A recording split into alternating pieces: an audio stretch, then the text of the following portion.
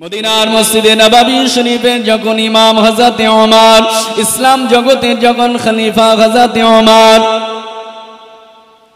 এই পিরিয়ডে একদিন রাতের বেলা হযরত আলী রাদিয়াল্লাহু তাআলা আনহু স্বপ্ন দেখে। কি স্বপ্ন দেখছে? তিনি রাতের বেলা ঘুমিয়ে স্বপ্ন দেখছে যেন তিনি মদিনার মসজিদে নববী শরীফে আল্লাহ নবী, দয়া নবী, নূর নবীর পিছনে দাঁড়িয়ে দাঁড়িয়ে ফজরের নামাজটা আদা করলেন। ফজরের নামাজ সম্পন্ন করে হযরত আলী নামাজের সালামটা ফিরিয়ে সবার আগে আগে মসজিদে নববী শরীফ আমার নবীর হাতে গড়া মসজিদ থেকে বাইরে চলে আসলেন। মসজিদের বাইরে এসে হযরত আলী স্বপ্নের ভিতরে দেখতে পান যে মসজিদের বাইরে একজন মহিলা এক ধামা খাজুর নিয়ে, নামি দামি খাজুর নিয়ে মসজিদে নববী শরীফের বাইরে দাঁড়িয়ে আছে। হযরত আলী বলেন, আমাকে দেখতে পেয়ে ওই মহিলা খাজুরের ডেকচিটা আমার হাতে তুলে দিয়ে বলেন, বাবা আলী, জান মদিনা মসজিদে নববী শরীফের ভিতরে আমার এই খাজুরের ডেকচিটাকে নিয়ে আল্লাহ নবীর হাতে তুলে দেন। নবী আমার যেন এই খাজুরগুলো নিয়ে তার সাহাবাদের ভিতরে একটা দুটো করে যেন ডিস্ট্রিবিউট করে তার সাহাবাদের ভিতরে যেন বিলিয়ে দেন। জোরে বলুন সুবহানাল্লাহ। হযরত আলী স্বপ্ন দেখছে যেন তিনি রাসূলুল্লাহর পিছনে ফজরের নামাজ পড়েছে, আর আগে আগে মসজিদ নববীর বাইরে এসে দেখলেন মহিলা এক ধামা খাজুর নিয়ে দাঁড়িয়ে। আলী এই খাজুরটা নিয়ে রাসূলুল্লাহর কাছে দেন, এই খাজুরটা যেন রাসূলুল্লাহ তার সাহাবাদের মধ্যে বিলিয়ে দেয়। আমার বাগানের খাজুর হাদিয়া করলেন তিনি। হযরত আলী বলেন, আমি স্বপ্নের ভিতরে ওই খাজুরের ডেকচিটাকে নিয়ে এক দামা খাজুর নিয়ে আল্লাহ নবীর নূরের কদমে গিয়ে বললাম, ইয়া রাসূলুল্লাহ, ইয়া হাবিবাল্লাহ, এই মহিলা এক ধামা খাজুর এনে দিয়েছে, সাহাবাদের মধ্যে বিতরণ করতে বললেন। ইয়া রাসূলুল্লাহ, ইয়া হাবিবাল্লাহ, তিনি সকলের জন্য হাদিয়া করলেন। আল্লাহ নবী হযরত আলী বলেন, ওই খাজুরের ধামাটাকে নিয়ে তার ভিতর থেকে একটা খাজুর নিয়ে আমি আলী আমার গালেতে দিয়ে দিলেন। আমি আলী ওই খাজুরটা চিবাতে লাগলাম, ওই খাজুরটা আমি চিবাতে লাগলাম। ওই খাজুর এত মিষ্টি, এত স্বাদ, এত লজিজ, ওই খাজুরটাকে আমি আলী আমার বড় ভালো লাগলো। হঠাৎ আমি আলী আমার ঘুমটা ভেঙে গিয়েছে, আমি জেগে উঠে দেখলাম হয় আমি তো আমার বিছানায়। তবে হযরত আলী বলেন, স্বপ্নের ভিতরে রাসূলুল্লাহ আমার গালেতে যে খাজুরটা দিয়েছে ওই খাজুর আমি চিবাচ্ছিলাম। জেগে উঠে আমি ওই খাজুরের স্বাদ তখনও আমার গালে আমি অনুভূতি করছি। আমার মুখে সেই স্বাদ যেন লেগে আছে। ফজরের আজান হয়ে গেছে। হযরত আলী ছুটলেন মদিনার মসজিদে নববী শরীফে। ইমামকে তখন হযরত ওমর হুজুর খলিফা। হযরত আলী বলেন, মদিনার মসজিদে নববী শরীফে গিয়ে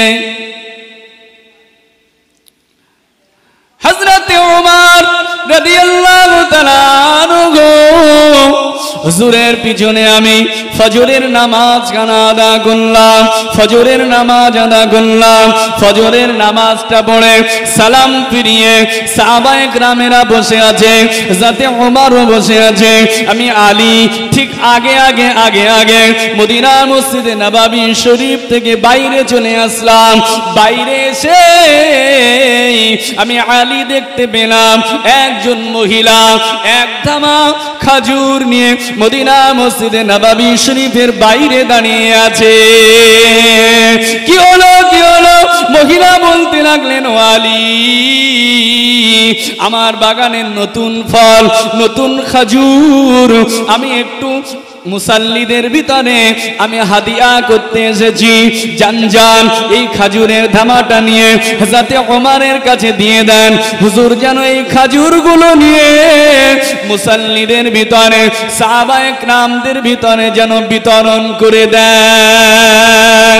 ও ভাইজানেরা, হযরত আলী বলেন আমি ওই খাজুরের ধামাটা নিয়ে হযরত ওমরের কাছে গিয়ে ঠিক কথা শোনালাম। মহিলা যে কথা বলল, হযরত আলী বলে, হযরত আলী হুজুর বলে হযরত ওমর ওই খাজুরের ধামাটা নিয়ে ওই খাজুরের দামা থেকে একটা খাজুর নিয়ে আমি আলী আমার গালেতে দিয়ে দিলেন। ঠিক স্বপ্নের ভিতরে রাসূলুল্লাহ যে খাজুর দিয়েছিলেন, যে স্বাদ, যে মিষ্টি, আমি আলী আজকে ওমরের হাতের খাজুরেও আমি ঠিক সেই স্বাদ পেয়ে গিয়েছি। হযরত আলী বলেন খাজুরের স্বাদটা এত মিষ্টি লাগলো, এত লজিজ লাগলো, আমি আলী হযরত ওমরকে ডেকে বললাম, ও হযরত ওমর, খাজুরটা বড় ভালো লাগলো, বড় মিষ্টি খাজুর, আপনি আমি আলী আমাকে আর একটা খাজুর দেন, আমাকে আর একটা খাজুর দেন। ওমর, খাজুর তো অনেক আছে, আমাকে আর একটা দেন না, খুব স্বাদের খাজুর। আহা, কি সম্মান হযরত ওমরের। হযরতে ওমর তখন আলীকে ডেকে বলছে, আলী, ও আলী, বলো তো দেখি আজ রাতে স্বপ্নের ভিতরে রাসূলুল্লাহ তোমাকে কটা খাজুর দিয়েছিল? একবার জোরে বলবেন না সুবহানাল্লাহ। ও হযরতে আলী, আজ রাতে যদি রাসূলুল্লাহ তোমাকে একটার বেশি খাজুর দিত, স্বপ্নের ভিতরে যদি রাসূলুল্লাহ তোমাকে একটার বেশি খাজুর দিত, আমি ওমর আজকে তোমাকেও একটার অধিক খাজুর দিয়ে দিতাম। জোরে বলুন সুবহানাল্লাহ। কিভাবে জানলেন? হযরত আলী আপনার কিনা আশ্চর্যিত হয়ে জিজ্ঞেস করলেন, ওমর, ও হযরত ওমর, বলেন বলেন আপনি কিভাবে জানলেন রাসূলুল্লাহ আমাকে স্বপ্নের ভিতরে একটা খাজুর দিয়েছে? আপনিও কি একই স্বপ্ন দেখেছেন? আমার মতো একই স্বপ্ন কি আপনি দেখেছেন? না আল্লাহ পাক আপনাকে ইলহামের মাধ্যমে জানিয়ে দিয়েছে? ওমর, আপনি কিভাবে জানতে পারলেন যে রাসূলুল্লাহ রাতে আমাকে একটা খাজুর দিয়েছিল? আপনিও কি স্বপ্ন দেখেছেন, না আল্লাহ আপনাকে ইলহামে জানিয়েছে? হযরতে ওমর ওই সময়ে হযরত আলীকে ডেকে বলেছিলেন, ও ভাই আলী, ও হযরতে আলী, ও হযরতে আলী, আল্লাহ আমাকে ইলহামের মাধ্যমেও জানান নাই, স্বপ্ন আমি দেখি নাই। শোনেন শোনেন আলী, যিনি খাঁটি মুমিন হয়ে যায়, যিনি খাঁটি ইমানদার হয়ে যায়, আল্লাহওয়ালা হয়ে যায়, তার স্বপ্ন দেখা লাগে না, ইলহাম হওয়া লাগে না। ওই ব্যক্তিটা আল্লাহর নূরের ভিতর দিয়ে সবকিছুই দেখে থাকে। হাদিস সাক্ষী দিয়েছে, রাসূলুল্লাহ জানিয়ে দিয়েছে, রাসূলুল্লাহ জানিয়ে দিয়েছে, ইত্তাকু ফিরাশাতাল মুমিন ফাইন্নাহু ইয়ানজুরু বিনুরিল্লাহ। হাদিস সাক্ষী দেয়, আল্লাহ নবী বলেন, ও আমার সাহাবারা, ও আমার আগত দিনের উম্মত উম্মতিরা, ইত্তাকু ফিরাশাতাল মুমিন, আধ্যাত্মিক জগতের মোমেনদের ব্যাপারে তোমরা ভয় করো। যারা আধ্যাত্মিকতা লাভ করেছে এই রকম মোমেনের ব্যাপারে তোমরা ভয় করো, সাবধান থাকো তাদের থেকে। এখান থেকে আল্লাহর ওলিদের কথা, আল্লাহর যারা ওলি হয়ে যায়, আল্লাহর যারা প্রিয় মাহবুব হয়ে যায়, তাদের ব্যাপারে রাসূলুল্লাহর হাদিস আপনি বুঝবেন না, আমরা বুঝতে পারবো না। আল্লাহ নবী বলেন, ইত্তাকু ফিরাশাতাল মুমিন ফাইন্নাহু ইয়ানজুরু বিনুরিল্লাহ। যারা আমল করে করে, ইবাদত করে করে খাঁটি মুমিন হয়ে যায়, আধ্যাত্মিক জগতের মুমিন হয়ে যায়, এই রকম ঈমানদারেরা, এই রকম মুমিনেরা ইয়ানজুরু বিনুরিল্লাহ, তারা আল্লাহ পাকের নূরের ভিতর দিয়ে 7 জমিনের নিচে থেকে 7 আসমানের উপর পর্যন্ত সবকিছুই তারা দেখতে পায়। আর একটু জোরে বলেন আমার ভাইরা, এই কোরআনের ভালোবেসেছিলেন হযরত ওমর। আরে যখন সূরা তাহা শরীফ পড়েছে, সূরা তাহা পড়ে হযরত ওমরের হৃদয়টা গলে গিয়েছে, হযরত ওমরের কলিজা ঠান্ডা হয়ে গিয়েছে। ছুটে ছুটে আমার নূর নবীর কাছে গিয়ে ঈমানের কালেমা পড়ে মুসলমান হয়েছে। আর আল্লাহ তাকে ঈমানদারের সর্বোচ্চ উচ্চ পর্যায়ের ঈমানদার হিসাবে কবুল করেছে। জোরে বলুন সুবহানাল্লাহ। আমরাও যদি কোরআনকে ভালোবাসতে পারি, কোরআনের যদি মহব্বত করতে পারি, কোরআনের প্রেম, কোরআনের ভালোবাসা যদি আমাদের অন্তঃকরণে ধারণ করতে পারি, যদি আমরা কোরআনকে ভালোবাসতে পারি, এক পর্যায়ে আল্লাহ আমাদেরকেও খাঁটি ঈমানদার বানিয়ে আল্লাহ আমাদেরকেও সর্বোচ্চ পর্যায়ের মোমেন হিসাবে আল্লাহ কবুল করতে পারেন না? পারেন না? তাহলে আমাদের কোরআনের ভালোবাসতে হবে, কোরআনকে মহব্বত করতে হবে। কিন্তু দুর্ভাগ্য, মুসলিম সমাজের অধিকাংশ পুরুষেরা তারা কোরআন জানে না, অধিকাংশ পুরুষেরা কোরআন পড়ে না, কোরআন পড়তে পারে না। আমার মা বোনেরা, মহিলারা, তারা অন্তত পক্ষে চেষ্টাটা করে, তারা অন্তত চেষ্টাটা করে, অন্তত ভালো করে না পারলেও মন্দ করে হলেও তারা চেষ্টা করে যে দেখি হয় কিনা। মক্তব আছে আপনার গ্রামের যে মক্তব আজকে গন্ধবাদুলি, এটা ছিল হিফজুল কোরআনিয়া মাদ্রাসা। আমরা কোরআনের এতটাই মহব্বত করি, দুঃখ নেবেন না। 45 বছরের আজকের মাহফিল, 45তম তো নাকি 49তম মাহফিল, অর্থাৎ 49 বছর আগে এখানে মক্তব মাদ্রাসা কায়েম হয়েছিল। আমি শুনছিলাম এটা হিফজুল কোরআনিয়া মাদ্রাসা ছিল, হিফজুল কোরআনিয়া মাদ্রাসা। তাহলে সব কিছুর উন্নতি হয়, আজকে গন্ধবাদুলি মসজিদে মাদ্রাসার কেন অবনতি হলো? এটার কেন অবনতি হলো? হিফজুল কোরআনিয়া থেকে এখন কোরআনিয়া মাদ্রাসা, শুধুমাত্র বাচ্চা কাচ্চারা এখানে কোরআন শেখে না। কোরআনের মোহাব্বত বাড়িয়ে যদি সম্ভব হয় এটাকে আবার যদি সেই পূর্বের হিফজুল কোরআনিয়া মাদ্রাসায় পরিণত করতে পারেন, নিশ্চিতভাবে আপনাদের মর্যাদা আল্লাহ বাড়িয়ে দেবে।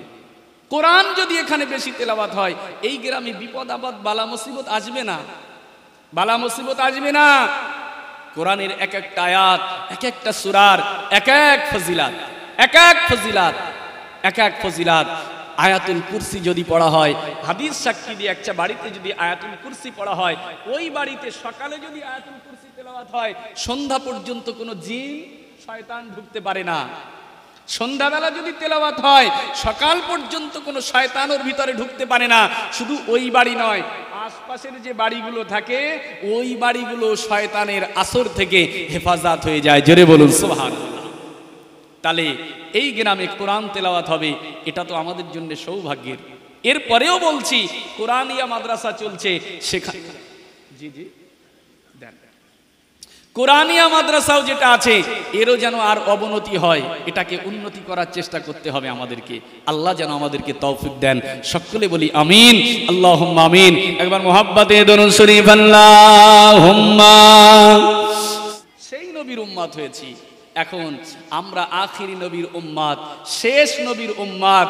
আমাদের নবীর, তিনি শ্রেষ্ঠ নবী, শ্রেষ্ঠ নবীর উম্মতরা কি নিম্ন কোয়ালিটির হবে? নবী যদি শ্রেষ্ঠ হয়, উম্মত হবে শ্রেষ্ঠ। নবী যদি শ্রেষ্ঠ হয়, উম্মত হবে শ্রেষ্ঠ। নবী যত দামি, উম্মত তত দামি। জোরে বলুন সুবহানাল্লাহ। তবে সেই উম্মত আমাদেরকে হতে হবে। আল্লাহ আমাদের ব্যাপারে, এই উম্মতদের ব্যাপারে কোরআনে স্পষ্ট করে দিয়েছে, স্পষ্টভাবে সূরাতুল বাকারা 110 নম্বর আয়াতে আমাদের সম্মান, আমাদের মর্যাদা, আমাদের ইজ্জতকে আল্লাহ বাড়িয়ে দিয়ে কোরআন মাজিদে আল্লাহ সুস্পষ্টভাবে বলে দিয়েছে, হে আখিরি নবীর উম্মতেরা, কুনতুম খায়রা উম্মাহ, কুনতুম খায়রা উম্মাহ। হে আখিরি নবীর উম্মতেরা, মুহাম্মদ সাল্লাল্লাহু আলাইহি ওয়াসাল্লামের উম্মতেরা, তোমাদেরকে আমি আল্লাহ সবচেয়ে শ্রেষ্ঠ সবচেয়ে উৎকৃষ্ট উম্মত বানিয়ে দিয়েছি। জোরে বলুন সুবহানাল্লাহ। শ্রেষ্ঠ কারা? আদম থেকে ঈসা পর্যন্ত আমাদের নবী পর্যন্ত যত নবী রাসূল পয়গম্বর এসেছে সমস্ত নবীর উম্মতেরা পৃথিবীতে এসেছে। আল্লাহ বলে দিচ্ছে সব নবীর উম্মতদের ভিতর থেকে আখিরি নবীর উম্মত ও আমার মুহাম্মদ সাল্লাল্লাহু আলাইহি ওয়াসাল্লামের উম্মতেরা তোমাদেরকেই আমি সবচেয়ে শ্রেষ্ঠ উম্মত সেরা উম্মত করেছি। জোরে বলুন সুবহানাল্লাহ। উম্মত হয়েছে সেরা, উম্মত হয়েছে দামি। এবারে আল্লাহ এই শ্রেষ্ঠ উম্মতের দামি উম্মতের আল্লাহ ঠিক শ্রেষ্ঠত্বের কথা বর্ণনা করার পরে এই উম্মতের জন্য কাজ দিয়েছে তিনটি। উম্মতের জন্য কাজ এই আয়াতে যেখানে শ্রেষ্ঠ বলেছে সেখানে কাজ দিয়েছে আল্লাহ তিনটি। কোরআন শুনুন, আল্লাহ পাক আমাদের সম্মানে আমাদের ইজ্জতে আমাদের মর্যাদার কথা বলতে গিয়ে আল্লাহ পাক কোরআন মাজিদ সূরাতুল বাকারা 110 নম্বর আয়াতে আল্লাহ পাক স্পষ্টভাবে জানিয়ে দেন, ও আমার আখিরি নবীর উম্মতেরা কুনতুম খায়রা উম্মাহ উখরিজাত লিন-নাস তা'মুরুনা বিল মা'রুফি ওয়া তানহাউনা আনিল মুনকারি ওয়া তু'মিনুনা বিল্লাহ। ও আমার আখিরি নবীর উম্মতেরা, আমি আল্লাহ জানিয়ে দিলাম পৃথিবীতে যত নবী রাসূল এসেছে যত পয়গম্বরেরা এসেছে সমস্ত নবী রাসূলের উম্মতেরা আছে সকলের মধ্য থেকে আমি আল্লাহ পাক তোমাদেরকেই করেছি সর্বশ্রেষ্ঠ উম্মত। জনে বলুন সুবহানাল্লাহ। মিশকাত শরীফ কিতাবুত তাফসীর সুনান তিরমিজি কিতাবুত তাফসীরে এই আয়াতে কুনতুম খায়রা উম্মাত উল্লেখ করে ইমাম তিরমিজি হাদিস উল্লেখ করেছেন। আল্লাহর রাসূল জানিয়ে দিয়েছেন আনতুম তুতিম্মুনা 70 উম্মাহ أنتم تتمون 70 أمة أنتم خيرها وأكرمها أو كما قال النبي عليه السلام। আল্লাহ পাকের কথা তোমরাই শ্রেষ্ঠ জাতি, এই কথার পরিপ্রেক্ষিতে আমার রাসূলুল্লাহ জানিয়ে দিয়েছেন ও আমার উম্মতেরা আল্লাহ তোমাদেরকে শ্রেষ্ঠ বলেছেন। কতটা শ্রেষ্ঠ তোমরা, কতটা দামি তোমরা। ও আমার উম্মতেরা শুনে রাখো, পৃথিবীতে আদম থেকে ঈসা পর্যন্ত যত নবী রাসূল এসেছে পৃথিবীতে তোমরা 70টা জাতিকে অতিক্রম করেছো, 70টা জাতিকে তোমরা অতিক্রম করে এসেছো। আল্লাহ পাক এই 70টা জাতির ভিতরে ইহুদি জাতি, খ্রিস্টান জাতি, নাসারা জাতি যত জাতি পৃথিবীতে আছে আল্লাহ নবী বললেন সমস্ত জাতির ভিতরে আল্লাহ পাক তোমাদেরকে তথা আমি মুহাম্মদ সাল্লাল্লাহু আলাইহি ওয়াসাল্লাম আমার উম্মতদেরকে তিনি সবচেয়ে বড় করেছে। তোমরাই হলে খায়রুহা ওয়া আকরামুহা, তাদের ভিতরে তোমরাই সবচেয়ে ভালো, তোমরাই আল্লাহর কাছে সবচেয়ে বেশি সম্মানিত। আরেকটু জোরে বলেন। তাহলে আমরা সবচেয়ে সম্মানিত, কোরআন হাদিস প্রমাণ দিয়েছে। তবে শ্রেষ্ঠত্বের জন্য কাজ কটা? তিনটে। আল্লাহ বলে দিয়েছে উখরিজাত লিন-নাস, হে আখির নবীর উম্মতেরা তোমরা শ্রেষ্ঠ, তোমাদেরকে মানব জাতির কল্যাণের জন্যই তোমাদেরকে তৈরি করা হয়েছে। জোরে বলুন সুবহানাল্লাহ। তাহলে আমাদের কাজ হবে মানব জাতির কল্যাণ না অকল্যাণ করা? আমরা মানব জাতির কল্যাণ চাই তো নাকি? একে অপরের কল্যাণ চাই না। কি করে হয়? একজন যদি গ্রামে মাস্টার হয়, একজন যদি ধনী হয়, আমরা ভালো চাই না, তার হিংসা চাই, হিংসা করি, তার ক্ষতি চাই। কিভাবে তাকে ক্ষতি করা যায়, কিভাবে তাকে টেনে নিচেই নামানো যায়। একজন উপরে উঠছে, কেন তাকে উপরে উঠতে দেবো? আমি নিচে পড়ে থাকবো আর সে উপরে যাবে, তাকে ঠ্যাংটা ধরে নিচে টানাও না। এটা আখিরি নবীর উম্মতের কাজ নয়। আল্লাহ পাক জানিয়ে দেন উখরিজাত লিন-নাসি, তোমাদেরকে মানব জাতির কল্যাণের জন্য সৃষ্টি করা হয়েছে। তা'মুরুনা বিল মা'রুফ, তোমরা মানুষদেরকে ভালো কাজের আদেশ করবে, মানুষদেরকে নেক কাজের জন্য উপদেশ দেবে। তাহলে আমাদের কাজ হবে ভালো কাজের উপদেশ দেওয়া।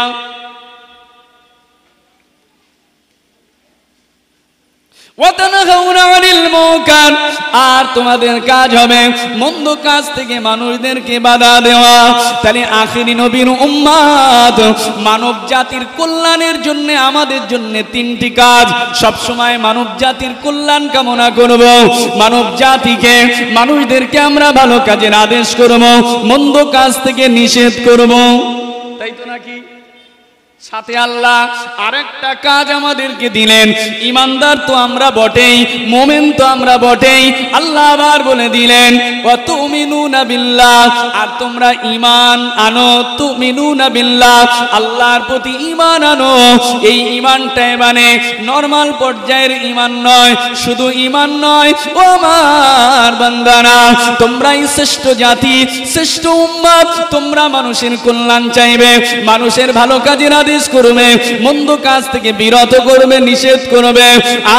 আর তোমাদের কাজ, তোমরা যখন ভালো কাজের আদেশ করবে, মন্দ কাজের নিষেধ করবে, মানুষের কল্যাণ চাইবে, এখন তোমরা নরমাল পর্যায়ের ঈমানদার থেকো না, তোমরা সর্বোচ্চ পর্যায়ের সর্বশ্রেষ্ঠ ঈমানদার হিসাবে বিবেচিত হয়ে যাও। জেনে বলুন সুবহানাল্লাহ। তাহলে আমরা আখিরি নবীর উম্মত, আমরা মানুষের কল্যাণ চাইব, ভালো কাজের আদেশ করব, মন্দ কাজের নিষেধ করব, এটা আমাদের কাজ। আচ্ছা, আমরা কি আজকে এই সময়ে এই যুগে এসে ভালো কাজের নির্দেশ আর মন্দ কাজের নিষেধ করতে পারছি? এখন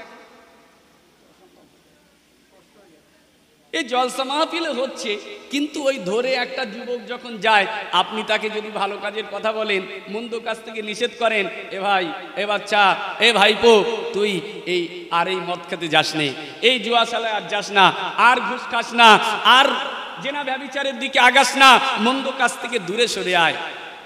আপনি একবার দুবার যখন বলবেন না, ও এক পর্যায়ে আপনাকে মারতে উদ্যত হবে, আপনার উপর চড়াও হবে, আপনি ভয়তে আর এগিয়ে যাচ্ছেন না। ভালো কাজের নির্দেশ আর মন্দ কাজ থেকে নিষেধ করাতে আমরা এখন ভয় পাচ্ছি। সত্য কথা, ন্যায় কথা, হক কথা বলতে আমাদের ভয় লাগে সবার। মসজিদের ইমাম, তার ভয়, যদি সত্য কথা বলি, ন্যায় কথা বলি, ইমামতি চলে যাওয়ার ভয়, ইমামতি চলে যাওয়ার ভয়। বক্তা, হাজার হাজার টাকা দিয়ে দাওয়াত করা হচ্ছে, সে ন্যায় কথা বলতে ভয় পায়, সত্য কথা বলতে ভয় পায়। যদি সত্য কথা বলি, আমার দাওয়াত কমে যেতে পারে, দাওয়াত কমে যেতে পারে। কিন্তু না, যুগে যুগে যুগে যুগে ন্যায়পন্থী, সত্যপন্থী উম্মত পৃথিবীতে ছিল, আজও আছে, কিয়ামত পর্যন্ত থাকবে। জোরে বলুন সুবহানাল্লাহ। আল্লাহ পাক সেটা স্পষ্ট করে দিয়েছে। সূরা ইমরান, সূরা আলে ইমরান, আল্লাহ পাক জানিয়ে দেন, ওয়ালতাকুম মিনকুম উম্মাতুন ইয়াদউনা ইলাল খায়র ওয়া ইয়ামুরুনা বিল মা'রুফ ওয়া ইয়ানহাউনা আনিল মুনকার। আল্লাহ পাক জানিয়ে দেন, অবশ্যই এক শ্রেণীর মানুষ, একজন সত্যপন্থী, ন্যায়পন্থী, হকপন্থী মানুষ পৃথিবীতে সদা সর্বদা থাকবেই থাকবে। ইয়াদউনা ইলাল খায়র, যারা মানুষদেরকে ভালো কাজের দিকে ডাকবে, ভালো কাজের দিকে ডাকবে। তা'মুরুনা বিল মা'রুফ ওয়া তানহাউনা আনিল মুনকার, তারা মানুষদেরকে ভালো কাজ করতে আদেশ করবে, মন্দ কাজ থেকে বিরত করবে। এটা আল্লাহর ওয়াদা, যুগে যুগে ছিল, এখনো আছে, কিয়ামত পর্যন্ত থাকবে। সব সময় আল্লাহ পাক ন্যায়পন্থী, সত্যপন্থী মানুষকে রেখে দিয়েছে। সেটা একটা হোক, দুটো হোক, যে কথা আমি বলতে পারি না, আপনি বলতে পারেন না, অন্য কেউ বলতে পারে না, তার কোনো ডর নাই, তার কোনো ভয় নাই, তার কোনো চিন্তা নাই, জানের পরোয়া নাই, অর্থের পরোয়া নাই, বাড়ি ঘরের পরোয়া নাই, সন্তান সন্ততি পরোয়া নয়, বিবি বাচ্চার পরোয়া নয়, কারো পরোয়া করে না। এক আল্লাহর উপরে ভরসা করে সত্য কথা, ন্যায় কথা তার অন্তর, তার মুখ দিয়ে আল্লাহ জারি করেই রেখেছে, করেই রেখেছে। এটা আছে, থাকবে, কিয়ামত পর্যন্ত থাকবে। ও আমার ভাই জানেরা, সত্য কথা না বলে কোনো উপায় নাই, কোনো ছাড় নাই। আপনি ছাড় পাবেন না, নাজাত পাবেন না, এটা আল্লাহর ওয়াদা। আপনি আখিরি নবীর উম্মত, শ্রেষ্ঠ হতে গেলে আপনাকে শ্রেষ্ঠত্বের জায়গায় আসতে হবে। শ্রেষ্ঠ হতে গেলে আপনাকে সত্য কথা বলতেই হবে, ন্যায় কথা বলতেই হবে। এর জন্য বিপদ আসুক, মুসিবত আসুক, যাই আসুক, সব আপনাকে সয়ে নিতে হবে। কোরআন সাক্ষী দিয়েছে, আমার আল্লাহ তাই জানিয়ে দেয়, ওয়া'মুর বিল মা'রুফ ওয়ানহা আনিল মুনকার ওয়াসবির আলা মা আসাবাক ইন্না যালিকা মিন আজমিল উমুর। আল্লাহ পাক জানিয়ে দেন, ও আমার বান্দারা, তোমরা সত্য কথা বলবে, ওয়া'মুর বিল মা'রুফ ওয়ানহা আনিল মুনকার, তোমরা ভালো কাজের আদেশ করবে, মন্দ কাজের নিষেধ করবে। ওয়াসবির আলা মা আসাবাক, এই ন্যায় কথা বলতে গিয়ে, ভালো কাজের আদেশ দিতে গিয়ে, মন্দ কাজের নিষেধ করতে গিয়ে তোমার উপরে ঝড় আসতে পারে, বিপদ আসতে পারে, মুসিবত আসতে পারে। না না না না, আমার আল্লাহ জানিয়ে দেন, ওয়াসবির আলা মা আসাবাক, তার বিপদ আপদকে পরোয়া করে না। বিপদের উপরে আল্লাহর ওই ন্যায়পন্থী সত্যপন্থী বান্দাটা সদা সর্বদা আল্লাহর প্রতি ধৈর্য ধারণ করে। ইন্না যালিকা মিন আজমিল উমুর, এটা বিরাট বড় একটা শরীয়তের কাজ। ন্যায় কথা বলা, সত্য কথা বলা, ভালো কাজের আদেশ করা, মন্দ কাজের নিষেধ করা, এটা আপনাকে করতেই হবে, না হলে ছাড় নাই, করতে হবে। কোথায় যাবেন? পালিয়ে যাবেন কোথায়? আপনার সামনে মন্দ কাজ হচ্ছে, আপনি দেখছেন এটা অন্যায়, জেনে রাখবেন, ওই অন্যায়টা দেখে যদি আপনি অন্তরে খুশি হন, ওই খারাপ কাজটা দেখে যদি আপনি অন্তরে খুশি হন, আপনি পৃথিবীর জমিনে আর শ্রেষ্ঠ উম্মত থাকতে পারবেন না, আপনি অনেক খারাপ হয়ে যাবেন, খারাপ হয়ে যাবেন। হাদিস সাক্ষী দিয়েছে, রাসূলুল্লাহ কি বলছে দেখেন, রাসূলুল্লাহ সাল্লাল্লাহু আলাইহি ওয়াসাল্লামের হাদিস। রাসূলুল্লাহ কি বলছে? ভালো কাজের নির্দেশ, মন্দ কাজের নিষেধ করার ব্যাপারে, হক কথা বলার ব্যাপারে হাদিস শুনেন। সুনান আবি দাউদের হাদিস, রাসূলুল্লাহ বলেন, ইজা উমিলাতিল খাতিয়াতু ফিল আরদি মান শাহিদাহা ফাকারিহাহা কানা কামান গাবা আনহা ওয়া মান গাবা আনহা ফারদিয়াহা কানা কামান শাহিদাহা। ও ভাইজানেরা, ও মুরব্বিয়ানেরা, খারাপ কাজ হচ্ছে, অন্যায় কাজ হচ্ছে, আপনি চোখে দেখতে পারেন না, অনেক দূরে আছেন, অনেক দূর থেকে আপনি খবর পেয়েছেন ওখানে খারাপ কাজ হচ্ছে। ওই অন্যায় কাজ, খারাপ কাজ শোনার পরে আপনি মনে একবারও দুঃখ নিলেন না, ব্যথা পেলেন না, আপনার মনটা খুশি হলো, খুশি হলো, খুশি হলো। রাসূলুল্লাহ জানিয়ে দিয়েছে, ওই ব্যক্তি যেন ওই অন্যায়টা দাঁড়িয়ে দাঁড়িয়ে প্রত্যক্ষ করেছে। আপনি দেখেননি, অনেক দূরে আছেন, কানে শুনেছেন, কানে শুনেছেন যে ওখানে খারাপ কাজ হচ্ছে, ওই খারাপ কাজ শুনে আপনি অন্তরে তৃপ্তি পেয়েছেন, ঠিক হয়েছে।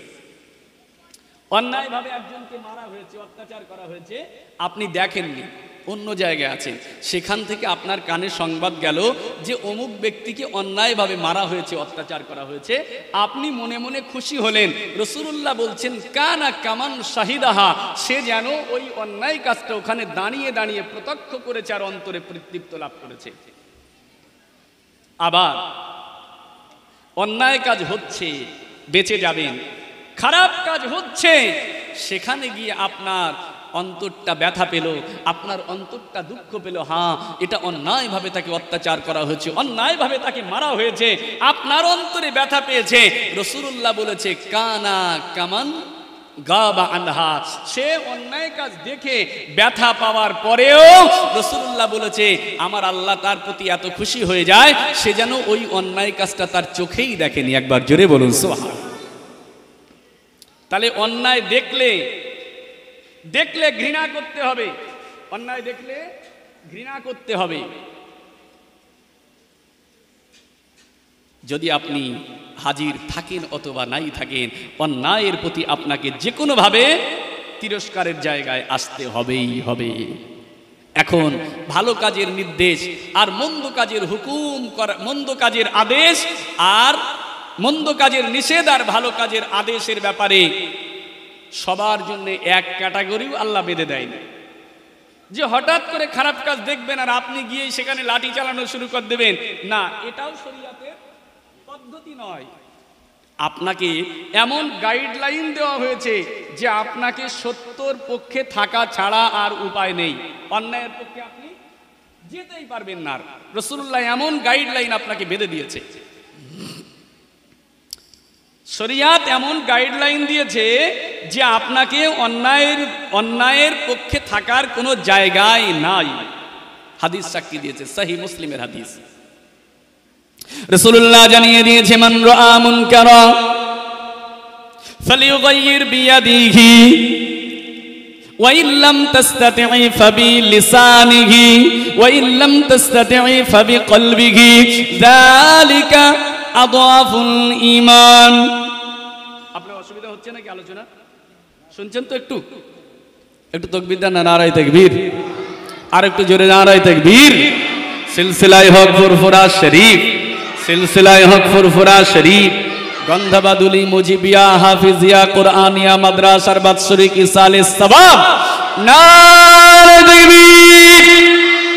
আমার ভাই জানেরা, রাসূলুল্লাহ বলে দিয়েছে, রাসূলুল্লাহ বলছে, মান রাআ মিনকুম মুনকারা ফালিয়ুগাইয়ির বিয়াদিহি ওয়া ইন লাম তাসতাতি ফাবিলিসানিহি ওয়া ইন লাম তাসতাতি ফাবিকলবিহি যালিকা আদআফুল ঈমান। আপনার পাশ কাটানোর কোনো জায়গায় নাই, তিনের একটা আপনাকে গ্রহণ করতেই হবে। রাসূলুল্লাহ জানান, মান রাআ মিনকুম মুনকারা ফালিয়ুগাইয়ির বিয়াদিহি, যখন কেউ কোনো খারাপ কাজ দেখবে, অন্যায় কাজ দেখবে, অপরাধমূলক কাজ দেখবে, রাসূলুল্লাহ জানিয়ে দেন, ফালিয়ুগাইয়ির বিয়াদিহি, সে যেন তার হাত দিয়ে তা প্রতিরোধ করে, অন্যায়কে হাত দিয়ে প্রতিরোধ করবে। ওয়া ইন লাম তাসতাতি ফাবিলিসানিহি, যদি হাত দিয়ে প্রতিরোধ করার ক্ষমতা না থাকে, দ্বিতীয় পদ্ধতি, সে তার জবান দিয়ে তার প্রতিরোধ করবে, মুখ দিয়ে প্রতিরোধ করবে। ওয়া ইন লাম তাসতাতি ফাবিকলবিহি, যদি মুখ দিয়েও প্রতিরোধ করার ক্ষমতা তার না থাকে, তার অন্তর দিয়ে, কলব দিয়ে তাকে প্রতিরোধ করতে হবে।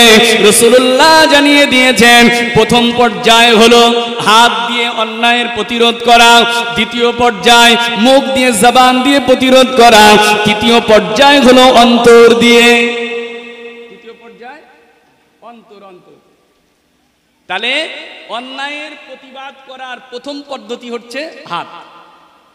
খারাপ কাজ দেখলে গিয়ে গুবগাব মারা শুরু করতে হবে, তাই তো? হ্যাঁ, মারবে, মারার লোক আছে। অন্যায় কাজ দেখলে মারবে, কিন্তু আপনি নয়, আমি নয়। কারণ আপনি গিয়ে একজনের ছেলের 2-4টি কিল ঘুষি চালিয়ে দেবেন, একটু কেটে যাবে, ছিঁড়ে যাবে, সে থানায় গিয়ে কেস করবে, আপনার কেস হবে, আপনার জেলে দেবে সে। তাহলে হাত দিয়ে মেরে আপনি সামলাতে পারবেন না, তাই তো? হাত দিয়ে মেরে সামলাতে পারবেন না। এই কাজটা যদি আমার দ্বারা অসম্ভব হয়, হ্যাঁ, আপনি যদি সম্ভব হয়, আপনার ছেলেকে পারবেন, আপনার ভাতিজাকে পারবেন, যাকে মেরে আপনি কন্ট্রোল করতে পারবেন, মারা যার দ্বারা সম্ভব, হাত লাগানো যার প্রতি সম্ভব, সেখানে আপনাকে হাত লাগাতে হবে, কিন্তু গ্রামবাসীর জন্য নয়। এটা যদি ইসলামিক রাষ্ট্র হতো, এ কাজটা পুলিশরা করে ফেলতো। না, অন্যায় কাজের প্রতিরোধটা শরিয়াত বহির্ভূত কাজ হলে, ইসলামিক রাষ্ট্র হলে পুলিশরা তার শরিয়াত বহির্ভূত কাজের প্রতিরোধ করবে।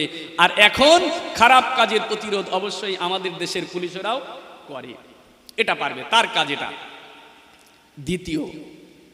দ্বিতীয় অন্যায় কাজ দেখলে হাত, এই বাবা, এই ছেলে চুপ করে বসো, যাও মিডিলে চলে যাও, মিডিলে যাও, এখান থাকলে কথা বলা যাবে না। দ্বিতীয় পদ্ধতি, হাত দিয়ে যখন পারবো না, তখন কি? জবান।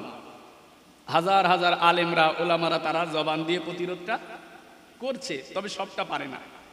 জবান দিয়েও সবটা পারে না, কারণ ফিতনার সম্মুখীন হতে হতে পারে, ফিতনার সম্মুখীন হচ্ছে, সেই জন্যে আলেমরাও সবটা পারছে না। আমার ভাইজানেরা, ও ভাইজানেরা, মুরব্বিয়ানেরা, জওয়ানেরা, যুবকেরা, তাহলে রাসূলুল্লাহ গাইডলাইন দিয়ে দিয়েছে অন্যায় দেখলে হাত দিয়ে প্রতিরোধ করতে হবে। দ্বিতীয়, অন্যায় দেখলে যদি হাত দিয়ে প্রতিরোধ না করতে পারো, জবান দিয়ে প্রতিরোধ করো, জবান দিয়ে তার বিরোধিতা করো। যদি এটাও তোমার দ্বারা সম্ভব না হয়ে যায়, তৃতীয় পদ্ধতি রাসূলুল্লাহ বলে দিয়েছে, ওয়া ইল্লাম তাসতাতি ফাবিকলবিহি, যদি হাত দিয়ে জবান দিয়ে দুটি যদি না পারো, তৃতীয় পদ্ধতি অন্তত তুমি তোমার অন্তর দিয়ে প্রতিরোধ করো। অর্থাৎ অন্যায় কাজ দেখলে, খারাপ কাজ দেখলে তোমাকে অবশ্যই তোমার অন্তরে সেটাকে ঘৃণার সাথে প্রত্যাখ্যান করতে হবে, অন্তরে সেটা ঘৃণা করতে হবে। এই অন্তরে যদি অন্যায় কাজ দেখে ঘৃণাটুকু না আসে, তাহলে জেনে রাখবেন আপনি দুর্বলতম পর্যায়ের ইমানদার নয়। কারণ রাসূলুল্লাহ জানিয়ে দিয়েছে অন্তর দিয়ে ঘৃণা করা, অন্যায় কাজের ঘৃণা অন্তরে রাখা, যালিকা আদআফুল ঈমান, এটাই হলো ঈমানের সবচেয়ে দুর্বলতম জায়গা। কথা বুঝে আসলো না? যখন হাত দিয়ে পারছি না, মুখ দিয়েও পারছি না, তখন কি? অন্তর। এখানে যদি অন্যায়ের প্রতিরোধ অন্তর দিয়ে ঘৃণার সাথে না করি, তাহলে রাসূলুল্লাহ বলছে না, দুর্বল ঈমানদারও না। যে অন্তর দিয়ে প্রতিরোধ করতে পারবে ঘৃণার সাথে, সেটাকে প্রত্যাখ্যান করতে পারবে, সেই ব্যক্তিটা হচ্ছে দুর্বলতম ঈমানদার। দুর্বলতম ঈমানদার। এই কাজটা যদি না অন্তত করতে পারি, তিন পদ্ধতির শেষ পদ্ধতি জেনে রাখবেন, যতই জলসা দেই, যতই মাহফিল দেই, যাই করি তাই করি, শেষ জামানায় বিপদ মুসিবত যখন আসবে, ওই সময় হুজুর হযরত আমরা যতই দোয়া করি, আর দোয়া কবুল হবে না। আল্লাহ বলছেন না, দোয়া করা হবে কিন্তু আর কবুল করা হবে না। লা ইউস্তাজাবু লাকুম, তোমাদের পক্ষ থেকে সেটাকে নেওয়া হবে না। তাহলে তিন পদ্ধতির একটা আপনাকে ধরতেই হবে। আল্লাহ আমাদেরকে কবুল করুন, বলুন আল্লাহুম্মা আমিন। তাহলে শ্রেষ্ঠ উম্মাত হতে গেলে আমাদেরকে তিনটি কাজ অবশ্যই গ্রহণ করতে হবে। তারপরে শ্রেষ্ঠ উম্মাত, যদি একবার শ্রেষ্ঠ উম্মাত হয়ে যেতে পারি, তাহলে মর্যাদা কতটা সম্মান, কতটা ইজ্জত, আল্লাহ আমাদের সম্মানকে কতটা আলা করেছে, কতটা উঁচু করেছে, কতটা উঁচু করেছে একবার শোনেন। আরে হাদিসটি আপনার ইমাম জালালউদ্দিন সৈয়ুতি তিনি তার খাসাইসুল কুবরার ভিতরে তিনি উল্লেখ করেছেন। কথাটি বসিরহাটের আল্লামা রুহুল আমিন সাহেব রহমতুল্লাহ তিনি তার মিলাদে মুস্তাফার ভিতরে উল্লেখ করেছেন। মিলাদে মুস্তাফা, হযরত নবী মুসা আলাইহিস সালাম, পৃথিবীতে যত নবী এসেছে তার মধ্যে শ্রেষ্ঠ নবী হচ্ছে চারজন, তাই তো? শ্রেষ্ঠ নবী, এই চারজন নবীর উপরে আল্লাহ আসমানি চারটি কিতাব দিয়েছিলেন, তাওরাত, জাবুর, ইনজিল আর কোরআন। জানি তো এগুলো নাকি? আচ্ছা বলেন তো, তাওরাত কোন নবীর উপরে নাজিল হয়েছিল? বলতে পারি কেউ? তাওরাত কিতাব কার উপরে নাজিল হয়েছিল? হ্যাঁ, হযরত না, তাওরাত নাজিল হয়েছিল হযরত মুসা আলাইহিস সালামের উপরে, জাবুর হযরত দাউদ আলাইহিস সালাম। এই যে এটা গুলিয়ে যায় একটু, তাওরাত হযরত মুসা আলাইহিস সালাম, জাবুর হযরত দাউদ আলাইহিস সালাম, ইনজিল কোন নবীর উপরে? হযরত ঈসা আলাইহিস সালামের উপরে। কোরআনুল মাজিদ আমাদের নবী মুহাম্মদুর রাসূলুল্লাহ সাল্লাল্লাহু আলাইহি সাল্লামের উপরে নাজিল হয়েছিলেন, বলুন সুবহানাল্লাহ। তো তাওরাত কিতাব মুসা নবীর প্রতি নাজিল হলো। এই তাওরাত কিতাব মুসা নবী যখন নাজিল হয়েছে, পড়তে শুরু করেছে, তাওরাত কিতাব মুসা নবী পড়তে পড়তে এই আমাদের আখির নবীর উম্মত মুহাম্মদুর রাসূলুল্লাহর উম্মতের কথা তাওরাতের ভিতরে মুসা নবী পেয়ে গেছে। জোরে বলুন সুবহানাল্লাহ। কি পেয়েছে মুসা নবী? তাওরাতে আমাদের নবীর উম্মত কথা, আমাদের শান পড়ে তেলাওয়াত করে এত আপ্লুত হয়ে গিয়েছে, এত আবেগ আপ্লুত হয়ে গিয়েছে, হযরত মুসা আল্লাহর কাছে দোয়া চাইতে শুরু করেছে। আল্লাহর কাছে দোয়া চাইছে। আখিরি নবীর একটা মর্যাদার কথা আল্লাহকে শোনায় আর বলে, আল্লাহ ওই উম্মতগুলোকে আমার উম্মত করে দেন। জোরে বলুন সুবহানাল্লাহ। মুসা নবী আল্লাহর কাছে দোয়া চায়।